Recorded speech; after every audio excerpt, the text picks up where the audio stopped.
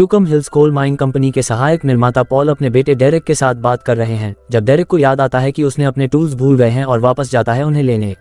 अचानक एक साय ने डेरेक को पकड़ कर ले जाता है। पॉल अपने बेटे को मदद के लिए भीख मांगते हुए सुनता है और उसे बचाने के लिए जल्दी से दौड़ जाता है, लेकिन उससे एक अजीब दुश्मन ने नीचे गिरा दिया। धुंध में एक विचित्र आवाज गूंजती है जबकि यह जानवर पॉल को चाकू से मारने के लिए हाथ बढ़ाता है। फिर एक खून से लथपथाते हुए डेरेक को चीखते हुए ले जाया जाता है।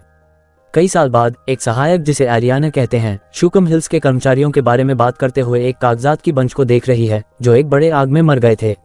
आज तक सरकार अब तक नहीं जानती कि क्या हुआ था और यह खनन प्रक्रिया अब आग के बाद बंद हो गई थी। सबसे अजीब बात यह है कि शुकम हिल्स 70 से मैप्स पर नहीं दिखा है और उसकी जनसंख्या गायब हो गई है। एरियाना इस बारे में जितना भी जानकारी जमा कर रही है क्योंकि उससे एक ग्रुप के वैज्ञानिक ने फिर से खनन को ढूंढने के लिए रखा गया है। जब वो अंत में तैयार होते हैं तब ग्रुप एरियाना की गाड़ी में निकल जाता है और जल्दी में नोटिस करते हैं कि उनके फोन्स में सिग्नल नहीं आ रहा है। अंत में वो एक छोटे से शहर को पार कर जाते हैं और सप्लाईज के लिए दुकान पर रोक जाते हैं। दुकान में कुछ बहुत ही खौफनाक चीजें हैं और एरियाना मौके का फायदा उठाती है और दुकानदार से शुकम हिल्स के स्थान के बारे में पूछती है, लेकिन आदमी कहता है कि उसने कभी इसके बारे में नहीं सुना है। जब एरियाना जानकारी के लिए दबाव डालती है तो उससे कहता है कि वह वापस जाए जहां से वह आए हैं। एरियाना कुछ खरीदने के बिना चली जाती है और एक स्थानीय आदमी जो बातचीत सुन रहा था वह कॉल करता है कि खतरा आने वाला है। आर्यान के ग्रुप ने शहर छोड़ने की कोशिश की लेकिन एक कार उन्हें फॉलो करने लगी।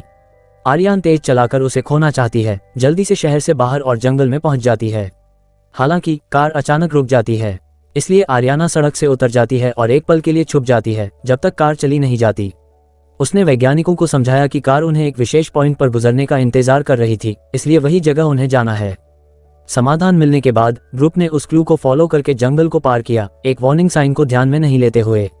एक खतरनाक संकेत के साथ कार एक नैरो डट रोड में चली जाती है जब तक उन्हें रास्ता इलेक्ट्रिफाइड फैन से बंद मिलता है, जो मतलब कुछ महत्वपूर्ण है उसकी दूसरी तरफ। शुक्रिया, वहां एक पेड़ फैंस के ऊपर झुक रहा है, इसलिए उन्हें बस उसे चढ़ना है ताकि दूसरी तरफ सुरक्षित पहुंच सकें। इसके बाद ग्रुप ने क्षेत्र को एक्सप्लोर करना शुरू किया, सिर्फ सैंपल्स लेने के लिए रुकते हुए। अंत में वह रात के लिए नदी के किनारे कैंप सेट करने का फैसला करते हैं।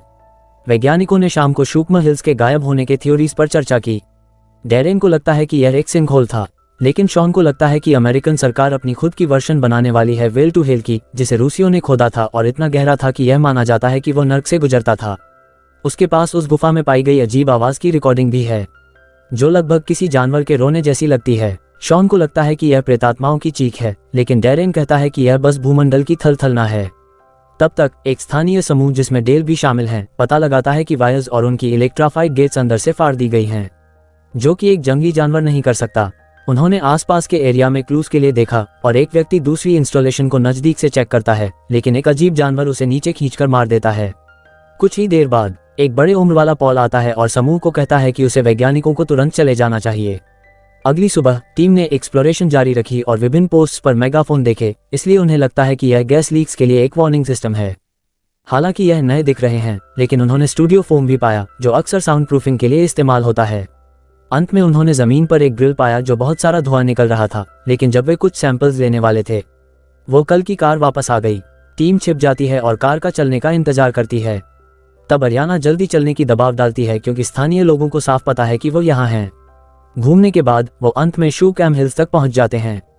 इमारतों की अच्छी तरह से हिफाजत की गई है, लेकिन किसी एक इंसान का भी पता नहीं। जब वो एक रैंडम घर में प्रवेश करते हैं तो उन्हें और धुआं दिखता है, जिससे उन्हें ये सोचना शुरू होता है कि क्या माइन से निकलने वाला गैस लोगों के गायब होने की वजह है। अचानक आर्याना घर के पीछे के दरवाजे को खोल देती है और खनन का इलाका ढूंढ लेती है। वैज्ञानिक बहुत खुश होते हैं कि उन्होंने कहानी की प्रूफ पाई है और वह जमीन पर एक बड़े होल तक पहुंच जाते हैं जो इलेक्ट्राफाइड ग्रेड से ढका हुआ है। वायर्स काटने के बाद वह ग्रेड्स को हटाने का काम शुरू करते हैं, आर्याना के द्वारा दी गई खतरे के संदेह को नजरअंदाज करते हुए। फिर वो एक स्कैनर को होल में नीचे उतार देते हैं, लेकिन जब तक वह नीचे नहीं पहुंचता तब तक उन्होंने कोई डेटा नहीं जमा किया। लगता है कि होल में एक पवित्र रेयर धातु जिसे एंथ्रेसाइट कहते हैं बहुत सारी है।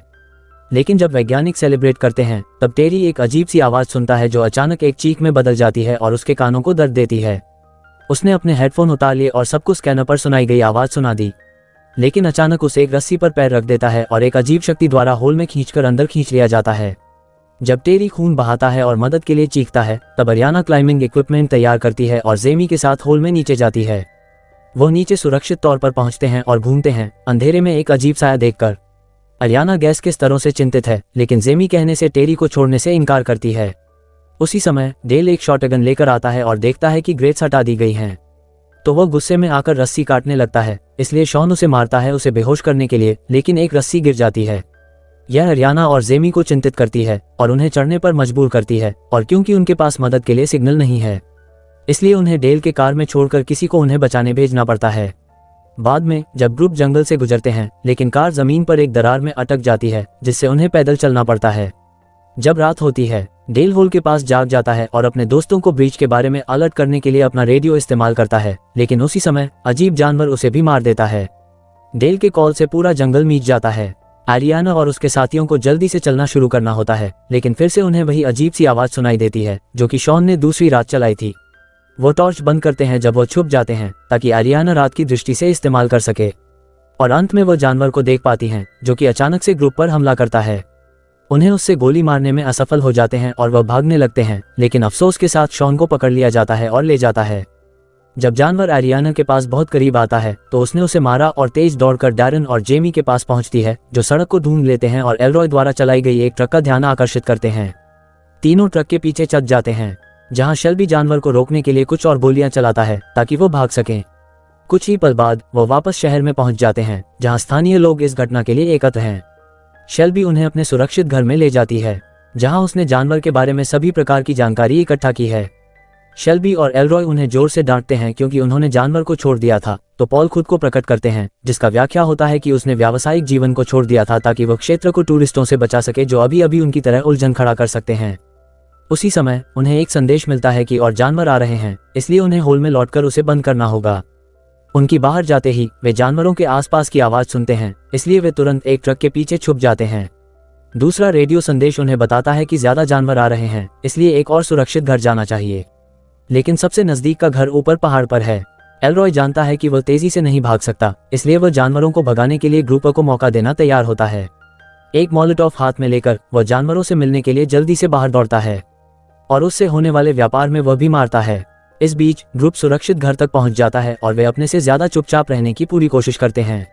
हालांकि कोई जानवर सीधा खिड़की के बाहर है, और जब शेल्बी का रेडियो शोर मचाता है तो जानवर बैकअप के लिए आवाज देता है। अचानक जानवर घर में प्रवेश करता है, इसलिए ग्रुप एक अलग कमरे में भाग जाता है। वह जानवर को भटकाने के लिए एक थाली फेंकते हैं और एक और कमरे में भागते हैं, दरवाजे को पीछे से बंद कर लेते हैं। हालांकि जानवर दरवाजे को तोड़ने के लिए काफी ताकतवर होता है और जेमी को जमीन से उड़ा देता है, जो लकड़ी को तोड़ देता है और एक गुप्त गुफा को दर्शाता है। टीम नीचे जाता है और दौड़ना शुरू करते हैं। गुफा उन्हें गुजर जाती है। जानवर उनके और नजदीक आता जा रहा है, इसलिए शेल्बी उससे भटकाने के लिए रुकती है, जबकि दूसरे आगे बढ़ते हैं। जब जानवर शेल्बी के पीछे भागता है, ट्रियो एग्जिट मिलता है और फैंस को तोड़कर बाहर आता है। फिर वो फैंस को वापस लगाने की कोशिश करते हैं, लेकिन उसी समय और जानवर आ जाते हैं। जेमी एक ग्रेनेड को चालू करता है उन्हें मारने के लिए, हालांकि जानवर उससे पकड़ लेते हैं और झगड़ा के दौरान वह भी व्याकुल में मारे जाते हैं। आरियाना और डैरेन के पास कुछ भी करने के लिए कोई विकल्प नहीं है, जब तक वो एक बहुत ही संगला कारवां में न रुक जाते हैं। अंत में उन्हें एक विशाल गुफा तक पहुंच जाता है और डैरेन को अपने थकावट और दुख का सामना करने के लिए एक पल के लिए रुकना होता है। उसको अफसोस है कि उसने सबको यहाँ लाया और मान लेता है कि उसने ये सब वैज्ञानिक तथ्यों के लिए नहीं किया। असली सच ये है कि एक खनन कंपनी उसे एंथ्रेसाइट के लिए बहुत पैसा देगी।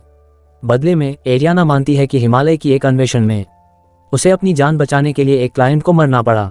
क्योंकि डैरेन ने सारी आशा खो दी है, एरियाना फैसला करती है कि वह अकेली आगे बढ़ेगी, लेकिन उसे वापस आने का वादा करती है। इस बीच शहर में सभी लोग, जिनके नेतृत्व में पॉल है, मेगाफोन्स का इस्तेमाल जानवरों को गेट की ओर आकर्षित करने के लिए करते हैं और जल्दी से आग लगाते हैं जिससे कितने भी जानवर मार सकें। उसी समय एरियाना मैदान में लौट आती है और गोलियों की आवाज के पीछे चलती है, लेकिन तभी एक जानवर आसपास आता है। वह कचरे में छुप जाती है और जानवर को चलने के लिए इंतजार करती है, लेकिन जब वो बाहर आती है तो जानवर उसे पीछे से नॉक कर देता है। जब एरियाना को होश आता है तो वह एक राफ्ट में अपने आप को एक मारा हुआ शेल्बी और एक जानवर के साथ पाती है। उसके पैर पैरालाइज है। इस बात को समझकर वह पानी को चेक करने की कोशिश करते हैं, लेकिन वहां एक खतरनाक जानवर भी होता है। उसकी चीख जानवर का ध्यान खींचती है, जो उसे फिर से नींद में डाल देता है। कुछ पल बाद एरियाना को होश आता है और वह देखती है कि वह डैरेन और शॉन के साथ है। जब डैरेन उसे एक ग्रेनेड देना चाहता है, तब शॉन कहता है कि यह जानवर एक प्रकार के स्पीशीज है जो एंट की तरह बसा है। दो जानवर एकदम से शॉन को पकड़ के ले जाते हैं और उनका बादशाह की तरफ ले जाते हैं, जो बड़ा है पर हिल नहीं सकता जब तक शॉन खा जाता है। अरियाना को ग्रेनेड पकड़ने का मौका मिलता है, पर जानवर उसे भी खाने के लिए पकड़ लेते हैं। भगवान की कृपा से डेरेन के पास उसका फोन होता है और वह अलार्म चालू कर देता है जानवरों का ध्यान खींचने के लिए, जिससे अरियाना को मौका मिलता है ग्रेनेड को बादशाह के मुंह में डालने का। बादशाह जल्दी मर जाता है जब अरियाना और डेरेन जानवरों के पीछे भागते हैं। अंत में वो एक रोप ढूंढ लेते हैं जो जमीन की तरफ ले जाता है और अरियाना जल्दी से चढ़ जाती है, पर डेरेन थोड़ा ढीला है। जल्दी ही एक जानवर भी रोप चढ़ने लगता है तो डेरेन उसे चाकू से छेद देता है, लेकिन क्योंकि और भी जानवर आ रहे हैं उसने फैसले किए रोप को काटने का। डेरेन अपनी मौत के लिए गिरता है और जब जानवर उसे खा रहे होते हैं तब अरियाना देखती है कि स्थानीय लोग आ गए हैं।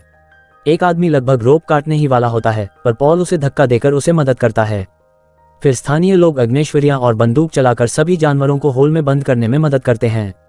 इसके बाद पॉल अरियाना को गेट तक ले जाता है और डेरेक की मौत के बारे में बताता है। उसने दिखाया कि कोई भी उसकी कहानी को नहीं मानेगा और उससे मदद करने को कहता है। तो अरियाना राजी हो जाती है रुकने और लड़ने के लिए। जरूर सब्सक्राइब करें और नोटिफिकेशंस ऑन कर दें ताकि आप ऐसे और वीडियोस देख सकें। देखने के लिए धन्यवाद।